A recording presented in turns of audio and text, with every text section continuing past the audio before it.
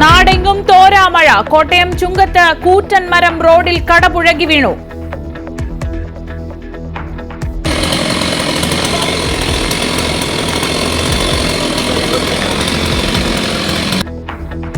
മലപ്പുറം കോട്ടക്കലിൽ വീട് തകർന്നു. കോന്നിയിൽ കാണാതായ ആളുടെ മൃതദേഹം തോട്ടിൽ കണ്ടെത്തി. ഉരുൾപൊട്ടൽ ഭയന്ന കാസർഗോഡ് വെസ്റ്റ് എളേരിയിൽ ജനങ്ങളെ മാറ്റിപ്പാർപ്പിച്ചു. മംഗളൂരുവിലും കനത്ത മഴയും മഴക്കെടുതിയും.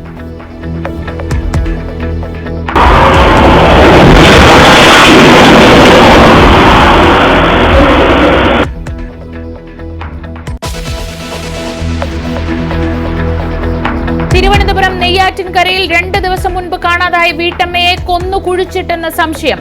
2 പേർ കസ്റ്റഡിയിൽ. പോലീസ് പരിശോധന നടത്തിയത് രക്തക്കറ കണ്ടെന്ന് അയൽവാസി പള്ളി വികാരിയെ അറിയിച്ചതിനെ തുടർന്ന്. കരമനയിൽ ഭർത്താവിനെ കൊന്ന ഭാര്യ ജീവനൊടുക്കി.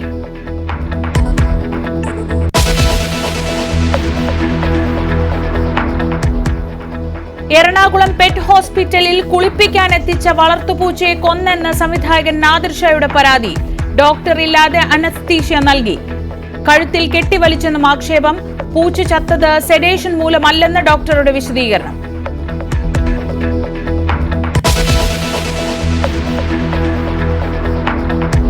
കെനിയയിൽ അപകടത്തിൽ മരിച്ചവർക്ക് നാടിന്റെ അന്ത്യാഞ്ജലി. 5 പേരുടെയും മൃതദേഹം നാട്ടിലെത്തിച്ചു. സംസ്കാരം ജന്മനാടുകളിൽ. മരിച്ചത് പാലക്കാട് മണ്ണൂർ, മാവേലിക്കര, മൂവാറ്റുപുഴ സ്വദേശികൾ.